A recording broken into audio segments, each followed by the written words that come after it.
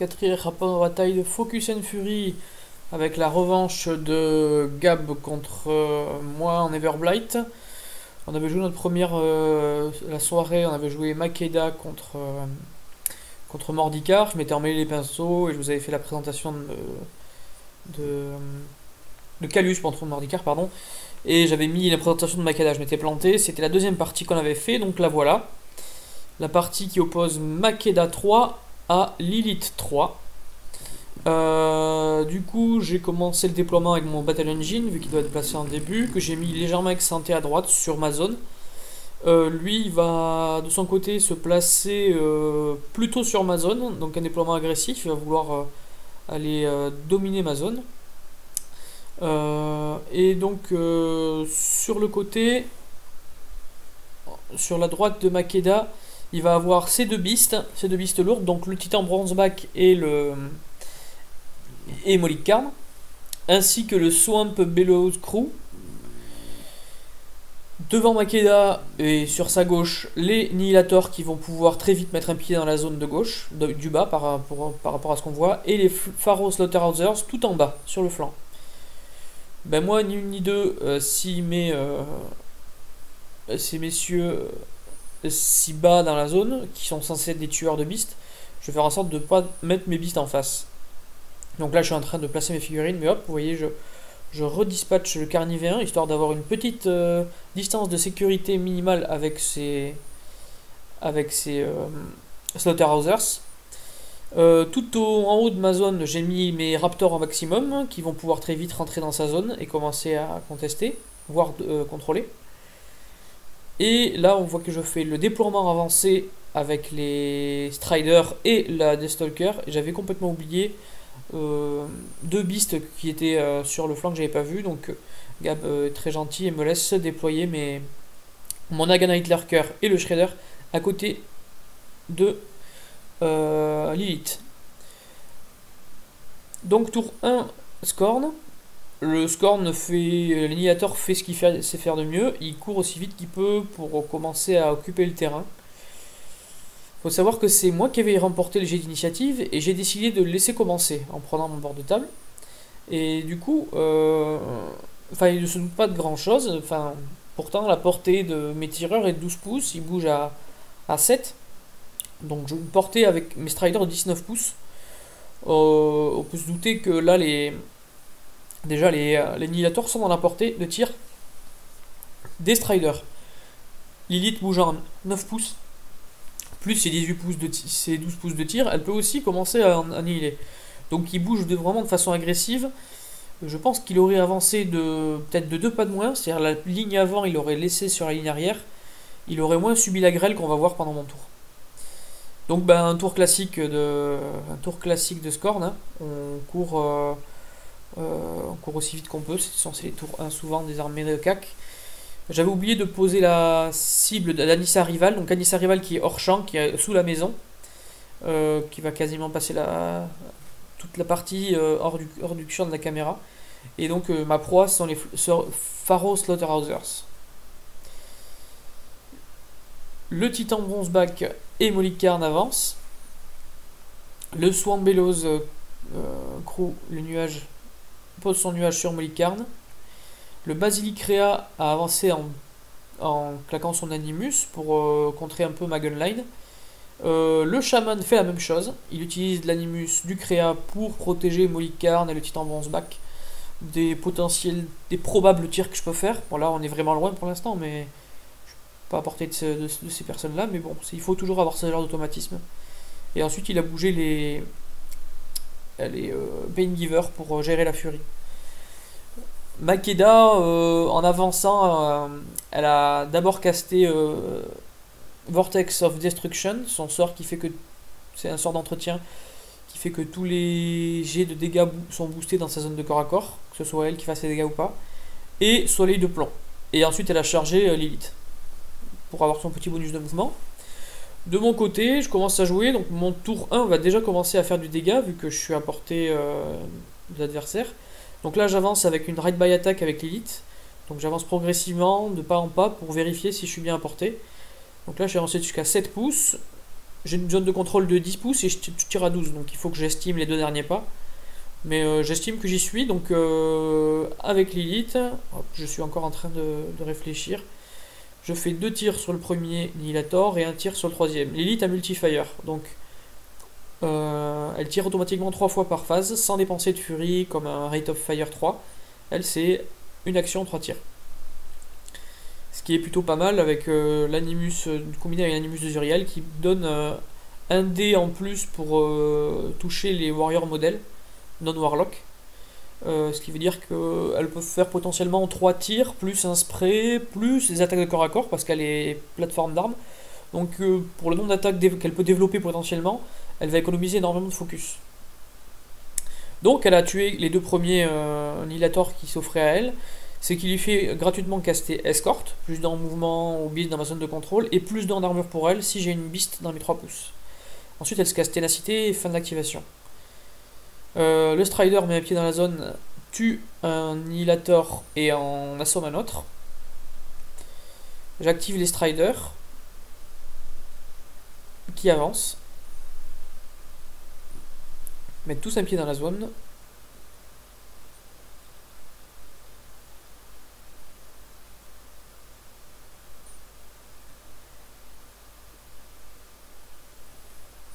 Et on va commencer les tirs. Donc là j'hésite à combiner ou pas les tirs.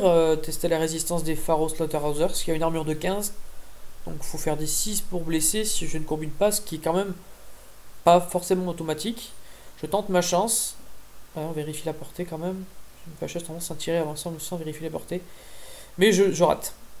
Le deuxième tir, là par contre, je vais faire des dégâts. Et il va réussir le tof. Le troisième tir sur l'Annihilator, je rate. L'Annihilator en 13 de défense, donc il faut que je fasse des 7 si je veux pas combiner. Là, celui qui était un peu en arrière tire sur le Annihilator qui est knockdown et donc le tue. Et donc, vu que je suis à la portée de commandement des Stalkers, j'ai le droit de bouger de 2 pouces. On continue à tirer, on en met un autre knockdown. Là, je suis limite portée. Et je rate mes tirs. Très grosse capacité que file l'UA des Striders, c'est le Reform. Ça, c'est vraiment. Il est complètement démoralisé quand il voit que j'ai nettoyé sa première ligne et qu'en plus je recule. Ce qui veut dire que même s'il veut jamais avec ses Annihilators, il va falloir bouger vraiment vite. Et donc pas de charge. Potentiellement 6, 7, 8, 9, 10, 11. Ouais, potentiellement il était à portée de charge avec ceux qui étaient knocked down. Mais là, non, vu que je viens de reculer. Donc il va falloir qu'il court, donc sacrifier des attaques de charge. Donc j'ai toujours la main en fait. Anissa fait un petit passage sur la caméra pour le style.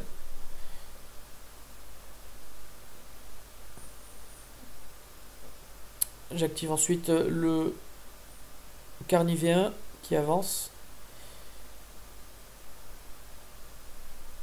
Qui apparemment a casté son Animus. Soit. Cette distance-là, c'est pas forcé, mais et le Zuriel va se préparer à investir la zone du haut. Je bouge de 9 pouces avec les Raptors. Traverse le mur, ils sont en Pathfinder, pas de problème. Ils tentent un tir, on sait jamais, mais je suis hors portée, donc je fais mon mouvement de cavalerie légère de 5 pouces. Donc là, ils vont commencer à sortir de l'angle de la caméra. Cette armée, j'ai pas de tarpite, donc je suis assez sensible au jam. Hein. C'est le moindre jam un peu efficace dans les Striders ou les Raptors peut vraiment en bloquer 2-3 et l'armée est beaucoup moins efficace d'un coup.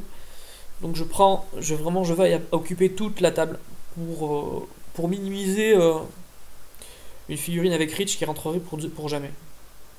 Pour jamais, pour être précis. Fin de mon tour, je suis assez content quand même. J'ai bien nettoyé sa première ligne, la deuxième ligne est knockdown. Sa phase de maintenance passe, il récupère sa furie, et là du coup il joue le tyran commandeur et ses porte-étendards qui relèvent les Annihilators. Donc l'Annihilator il court pour que j'arrête de le jammer. Donc à course à 12 pouces.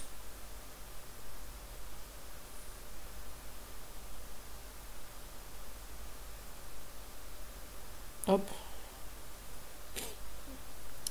Donc là, je vois qu'il y a quand même une belle faille dans son déploiement, c'est qu'il a mis très peu de force du côté de la zone du haut. Je sais pas s'il se doute du mouvement que peut avoir Lilith, parce que Lilith bouge à 9 de base, elle peut piétiner à 12 pouces, donc elle peut facilement rejoindre la zone du haut. Et lui, bon, il a les bis qui sont au centre, mais c'est vrai qu'il manque vraiment de présence là-haut. Je pense qu'il aurait été peut-être plus malin de mettre une unité, genre les Nihilators en haut et les Slaughterhousers en bas. Mais là, en fait, il a beaucoup d'infanterie vers le bas et très peu en haut. Donc, ça va faciliter ma tâche pour commencer à scorer des points sur la zone en haut. Là, il active Makeda qui, entretenant tous ses sorts pendant la phase de maintenance, ne lance absolument rien et vient avancer. Donc, elle est assise sur 4 points de furie. Elle a ses deux gardiens exaltés qui lui font shield guard. Donc elle est relativement sereine face à une pluie de tirs que je pourrais faire. Il faudrait vraiment que je consacre énormément de tirs et de ressources pour la tuer. Sachant qu'avec le Basilic Créa qui lui donne plus d'en défense, plus d'en armure, et tous ses points de furie et ses shield guard, c'est mission impossible si je voulais tirer sur elle et pour la tuer à ce tour-ci. Donc voilà, il casse son animus avec le Basilic Créa, la protégeant bien. Donc il faudrait dans l'absolu que j'arrive à tuer le Basilic Créa. Une fois que j'ai tué le Basilic Créa, que je tue les 2 shield guard et après que je trouve un moyen qu'elle ne transfère pas en mettant ses beasts au max. Mais bon, là c'est beaucoup trop compliqué. Donc le caster kill, même si elle est exposée face à une gunline, n'est pas possible. Les beastanders sont allés se mettre derrière les beasts, ce qu'ils font très bien. Horrid Midwinter avance et cast stealth, peur de prendre un petit tir un peu violent sur la face.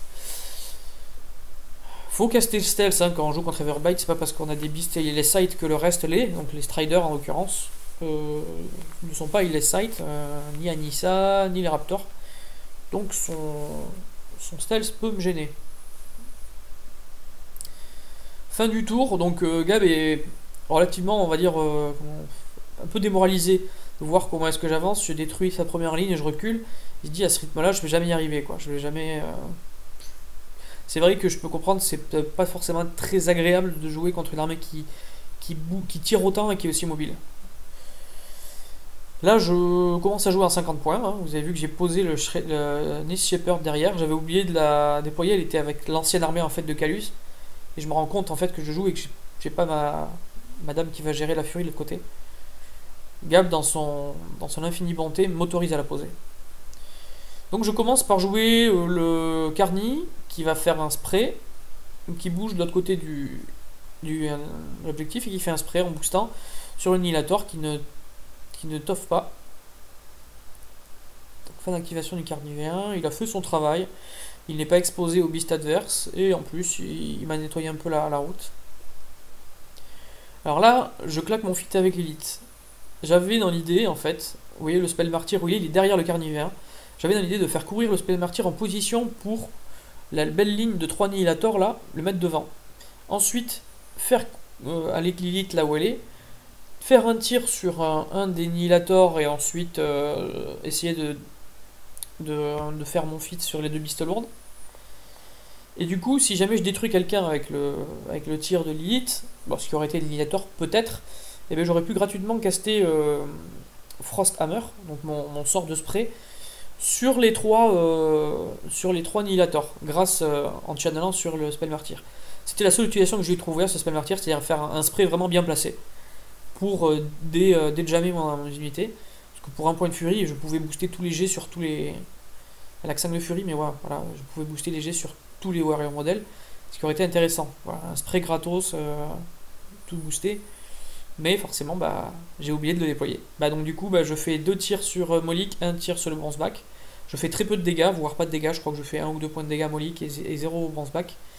C'est elle qui me dit, mais pourquoi tu fais ça? Enfin, puissance 12, c'est pas. Mon intérêt, c'est mon frisson mortel, hein, c'est mon fit. Donc à partir de maintenant, ces 2 grosses beasts vont devoir sacrifier ou leur mouvement ou leur action. On se doute qu'ils vont sacrifier leur action vu qu'ils ont absolument rien dans leur zone, donc ils vont bouger pour se mettre en position. Mais déjà ça me permet de gagner un tour avec Lilith Et là où je suis, bah, c'est pas moi qui ai commencé, donc là je suis dans la zone, je marque 3 points. Enfin, je marque 2 points, pardon. Donc je suis plutôt content si j'arrive à marquer 2 points, c'est-à-dire que je vais commencer à mener déjà, et si j'arrive à tenir un tour de plus comme ça, en les retenant encore un peu, je serai plutôt content. Et donc du coup, bah, je joue les Raptors, qui ont une ligne de vue sur Anissa, on voit juste sa chevelure dépasser en bas à gauche. Les 3 premiers ont une ligne de vue, vu que c'est 2 gros socles, ben, je traverse tous les warrior modèles sans vraiment batailler et je la vois. Donc ils bénéficient du plus 2 en tir, et donc ils vont tirer ben, sur le Annihilator qui est juste devant, et sur le Pain Giver qui est le plus en haut. Je vais le rater avec le premier tir, et je vais le toucher avec le deuxième, je crois. Voilà, je le tue. Et ensuite j'aurais tiré sur Molik, mais je fais encore des dégâts très de faibles dégâts. Et du coup je recule au moment de reform. C'est vraiment ça qui est bien avec la cavalerie légère. Hein. Vous tirez à 12 pouces avec les Raptors et ensuite vous pouvez reformer de 5 pouces, c'est vraiment génial. Donc du coup j'active Zuriel. Zuriel peut bouger de 8 pouces grâce à Lilith et il vole. Donc sans problème, il passe au-dessus de tout le monde. Il se place comme il veut. Je caste mon Animus, Instinct Prédateur, pour pouvoir avoir un dé en plus pour toucher les warrior modèles, et je caste mon spray. Le spray bah, va faire le boulot qu'il doit faire sur l'Annihilator, et il ne va faire aucun tof. Ça. Et le deuxième spray, je vais viser, je crois, Makeda. C'est une erreur, j'aurais peut-être dû viser autre chose, mais voilà, je mets knockdown de l'Annihilator, c'est ce que je voulais. Enfin, je voulais le tuer dans l'absolu. Mais après, c'est vrai que ça m'est venu à l'esprit que je ne peux pas contrôler ma zone, je peux seulement la dominer. Donc bon, c'est un mal pour un bien. Je me suis vachement avancé avec Zuriel parce que bon, les deux beasts adverses étant frisson mortalisé, elles vont pas me faire grand chose. Donc après, à part m'envoyer Makeda avec ses 2 Gus dessus, Makeda et les 2 Gus sans problème ils se tuent Zuriel, mais bon, ça veut dire que Makeda est vraiment avancé. On a un Carnivien qui peut bouger à 8 pouces. Non, je crois qu'il était trop loin de toute façon. Enfin bon, ça aurait quand même été vraiment avancé. Là ensuite j'ai activé la Deathstalker qui a tué un Annihilator de plus et qui a reculé à 2 pouces. Le Naga Night Lurker est trop loin, donc je ne peux pas booster. Mais par contre je peux quand même faire mon tir initial, donc je fais mon tir sur le Annihilator qui est knocked down et je le rate. Enfin je le touche, mais il réussit son jet de tof. Ensuite, j'ai proprement déjamé mes Striders grâce au spray de Zuriel, donc je peux les jouer librement. Donc avant de les jouer, je me dis, je vais d'abord jouer Anissa qui est maintenant hors champ pour voir si je peux nettoyer quelque chose avec, sachant que les pharaons, là, les cochons, sont ma cible, donc j'ai 9 en rate pour les toucher et j'ai 12 en puissance avec empoisonné. Je suis quasiment sûr de les tuer. Donc je tue le premier et le deuxième tir, je vais commencer à tirer sur le basilic créa. Il n'y a pas beaucoup de points de vie et je me dis sur un gros jet de puissance, je peux lui péter une demi-branche quoi. C'est histoire de l'entamer un peu, mais je rate. Ah non, je rate pas parce que j'ai fait les dégâts, mais bon, c'est vraiment anecdotique les dégâts que je ferai. Anissa étant immunisée au free strike, je peux vraiment passer dans les pharaons. Et donc du coup, une fois que j'ai fini mon activation, j'ai rebougé de 5 pouces collé à 2 pharaons qu'on voit pas là. Pourquoi? Parce qu'ils ont plus 2 en plus 2 pour toucher quand ils chargent.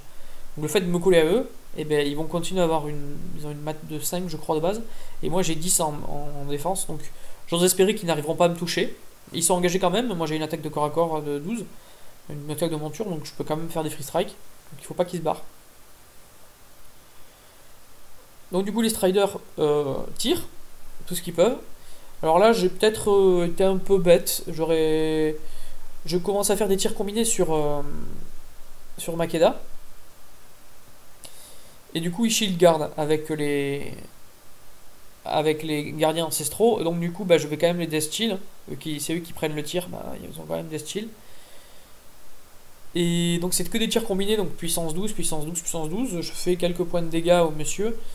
Mais à aucun moment, en fait, je me suis dit, parce que j'ai tout le monde a une ligne de vue sur le créa, j'aurais pu faire un ou deux tirs sur le basilic créa pour qu'il arrête de faire son animus là. Et donc je le fais à la fin, mais bon, ça change pas grand chose, je pouvais vraiment pas le tuer de toute façon avec un tir de Strider, à moins de faire une combi les 8 dessus. Mais bon, c'est peut-être un petit peu gâché. Quoique avec le reform, après j'aurais pu avoir une bonne position dans la zone et que la cour exaltée ne me fasse pas grand mal, quoi. Tuer les deux premiers devant. Enfin bon, avec des scies, je bouge la Shepherd qui est en position derrière Nissa et fin de mon tour. Pendant la description de la liste, j'avais dit que la figurine de Proxy, là, qui est une démonette, je la joue en Forsaken, c'était faux. Je la joue en Succube. La Forsaken, c'est un solo de soutien offensif qui vient récupérer la furie et qui fait en gros une batterie de furie et qui fait des explosions ensuite avec cette furie autour d'elle, des dégâts autour d'elle, ou qui peut utiliser cette furie pour booster ses attaques et ses dégâts. La Succube, c'est un solo de soutien qui lui permet de upkeep un sort gratuitement et de caster un animus gratuitement. Ce qui me sera très utile pendant cette partie, parce que en gros, voilà, je joue la Succube pour gagner le point d'escorte, parce que Lilith n'a que 5 de furie, donc chaque point est vraiment critique, elle a besoin quand même, quand elle veut booster ses dés de chaque point de furie, elle a beaucoup d'attaques potentielles. Donc ça premièrement, et deuxièmement, je peux me mettre gratuitement croissance épineuse sur Lilith. Lilith a 16 d'armure de base, 18 avec l'escorte, elle passe donc à 20 avec l'animus. 20, et dès qu'on tape dessus, dès qu'on est Noir Beast ou Jack, on prend des 3 points de dégâts. Donc elle tank un peu mieux quand même. Tank un peu mieux que... Parce que c'est vrai que ce traîneau est carrément en carton quand même. Donc c'est le nouveau tour Scorn. Il est un petit peu dépité, hein. C'est lourd dans Death Shield, ses deux gardiens ancestraux sont Death Shield également. Donc il a relevé le Nihilator et qui a avancé et fait une attaque sur le Zuriel mais qui n'a rien fait. Les Pharaoh Slaughterhousers ont chargé dans les Striders et il y en a un qui a chargé sur je crois sur le Naga Nightlurker. Voilà, donc celui sur le Deathstalker n'a pas touché vu que je suis encore là. Celui sur le Strider rate également, 15 de défense, c'est vraiment énervant pour l'adversaire. Les Striders sont vraiment une bonne unité, hein. Stealth, Pathfinder, tir combiné, Hunter, Reform, ils ont une liste de règles spéciales, c'est vraiment...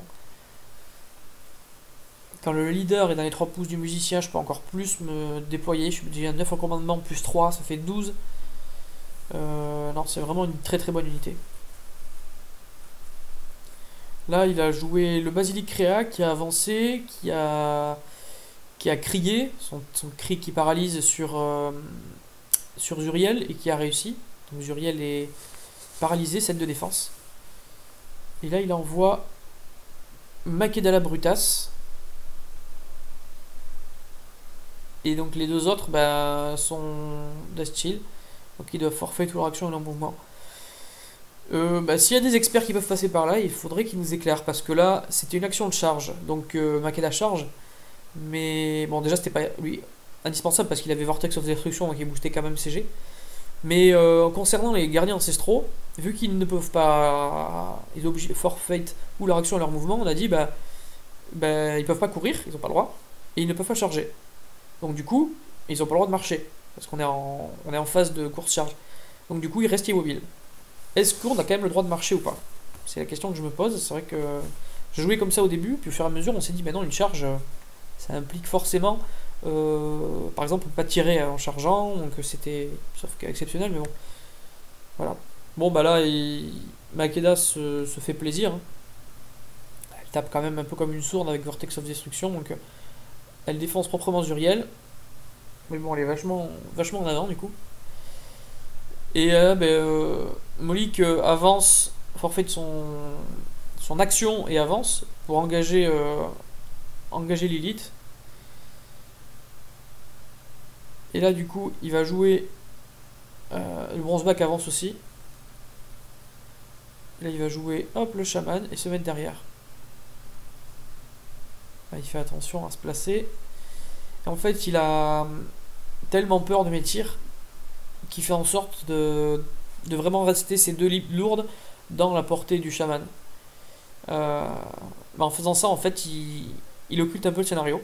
Et en fait, Molik Karn n'a pas un pied dans la zone. Donc, n'ayant pas un pied dans la zone, on se doute que là, la partie va commencer à tourner en ma faveur. J'ai personne dans la zone pour moi. Ah, c'est quoi ça qu'il a fait? Je ne sais pas ce qu'il a fait pour tuer mon bonhomme en haut. Je sais pas comment il a fait. Enfin, soit.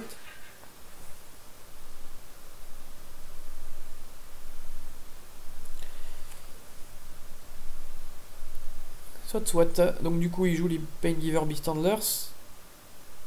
Qui viennent se positionner toujours derrière les beasts. Et c'est quoi? Voilà. Donc, fin d'activation de Makeda. Donc, ça, c'est vraiment une grande force de jouer Makeda avec Molik. Ça lui permet d'aller au charbon et de quand même reculer. Donc, l'animus de Molikarn, à la fin de son activation, à la fin d'activation de toute l'armée, ils ont le droit de refaire un mouvement. Donc du coup, moi c'est assez simple. Hein. Là, je suis actuellement quasiment sur la victoire. Tout ce qu'il faut, c'est que je sois sûr de marquer 3 points à ce tour-ci. Parce que par contre là, j'ai les deux lourdes sur ma face. Le carnivien ne pourra pas tuer les deux lourdes. Et Lilith non plus. Donc je pense peut-être à une charge de cavalier, mais le problème des cavaliers c'est qu'ils sont des gros socles et ils n'ont pas reach. Donc je pourrais pas en envoyer beaucoup sur Molik, donc j'aurais pas suffisamment d'attaque pour le tuer. Donc je me dis, je vais marquer 3 points. Je vais tout faire pour péter son objectif. Et là, il a pas un pied dans la zone, donc Lilith est dedans, donc je vais encore marquer 2 points, et voilà, c'est la fin du tour.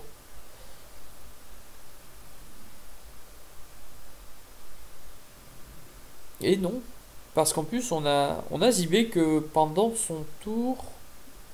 Non, il y avait quelqu'un dans la zone, forcément. Il y avait un Swamp Below Screw. Je sais pas ce qu'il y avait dans la zone d'en haut. Il avait posé quelqu'un que j'ai nettoyé. C'est pour ça que j'ai pas marqué. Mais bon, il a pas mis Molik. Avec Molik Karn dans la zone, et puis dans la zone, c'était plus du tout la même partie.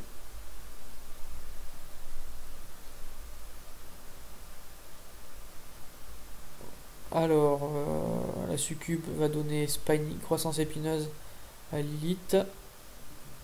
Et à entretenir Escort gratuitement. Donc là, je charge avec les Raptors. Donc il y a un Raptor qui charge l'objectif, un autre charge le bronzeback. Celui qui est engagé contre Molik Karn le charge, mais bon, reste. Ne bénéficie pas du 3ème dé de charge. Mais ça me permet surtout de pouvoir faire de la place pour le dernier. Et là, j'hésite en fait à l'envoyer le dernier. Parce que si je l'envoie, voilà, je vais peut-être me boucher une ligne de vue possible avec Lilith sur l'objectif. Parce que là, il n'y a que du gros socle là-haut. Cavalerie, c'est des gros socles. Les figurines de Warbeast Lourd sont forcément des gros socles. Donc ça me bouche la ligne de vue sur l'objectif. Et je veux absolument que Lilith garde une vue sur l'objectif pour pouvoir lui faire 3 tirs. Alors les charges sur l'objectif, j'ai fait quelques points de vie. Je crois que j'en fais 3 ou 4. Et ensuite, ils tapent tous sur Molik ou sur le bronzeback, mais on fait des dégâts quand même tout relatif. On fait pas très très mal. On ne se fait pas très mal là.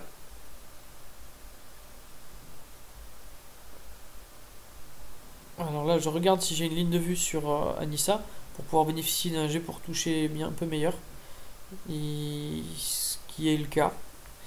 Là où il faut pas oublier que c'est de la cavalerie lourde, ils ont donc plus 2 pour toucher quand ils chargent sur la première attaque. Et plus le plus 2 de Anissa, ça veut dire que les messieurs ont 10 en maths au tour de charge, ce qui est pas mal. Là, le bronzeback veut me punir et donc veut me charger. Parce que j'ai bougé avec Lilith dans les 6 pouces, donc il me charge. Bon, il est impossible qu'il me tue d'un coup, hein. Mais avec ça, il me met dans la crotte parce que je voulais en fait avec le carnivéen charger Molik et le tuer. Mais là je peux plus le faire parce que forcément il y a quelqu'un devant. Il y a le bronzeback. Bon, bah, je vais changer de cible, hein, je vais aller manger le bronzeback, mais Molik me fait vraiment plus peur que le bronzeback. Enfin bon, c'est toujours sympa ces unités qui peuvent avoir des mouvements hors activation. Ça peut faire vraiment des épines dans le pied bien sympa à votre adversaire. Ça fait bien réfléchir sur comment le jouer. Donc du coup, bah, j'active Lilith qui tape au corps à corps et qui fait quelques points de dégâts à Molik et au bronzeback, enfin non, qu'à Molik. Et je fais tous mes tirs sur l'objectif et je le détruis. Donc là, bah, je sais que j'ai gagné. Parce qu'il n'a pas de pied dans la zone, ni avec Molik, ni avec le Titan. Donc pour la forme, on fait l'attaque de la charge du Carnivéen, qui va détruire avec des jets de dés plutôt moyens, mais bon, un Carnivéen, même quand il est moyen, surtout quand il arrive dans le dos d'une Beast, parce que forcément il me monte son arc arrière en chargeant directement sur un Lilith. Donc voilà, je vais le détruire. Je vais quand même payer quelques attaques initiales, hein, c'est pas la fête. Attaque de morsure à puissance 18, ça fait le café. Je bouge la Shepherd.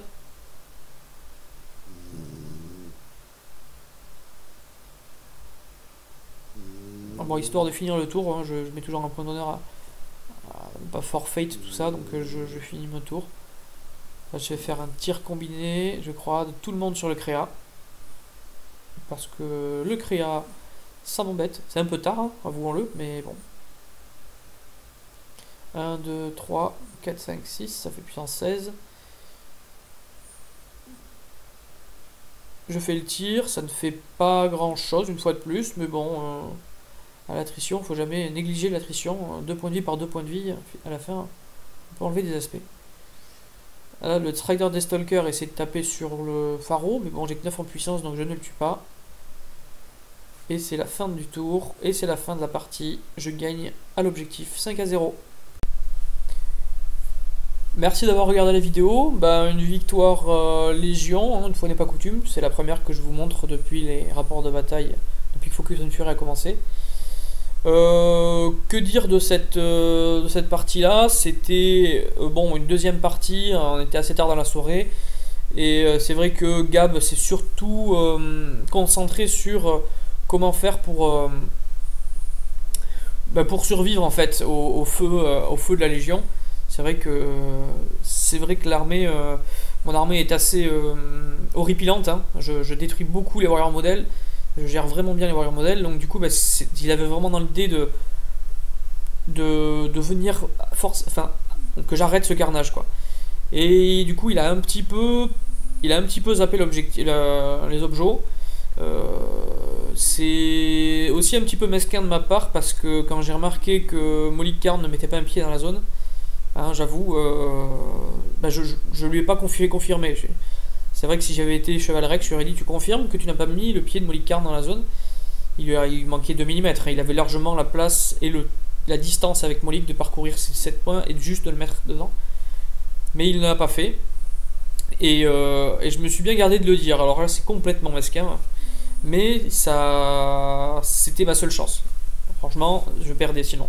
Parce que je pouvais pas gérer ces 2 lourdes. Et qu'une seule lourde sur ma Lilith suffit à la tuer.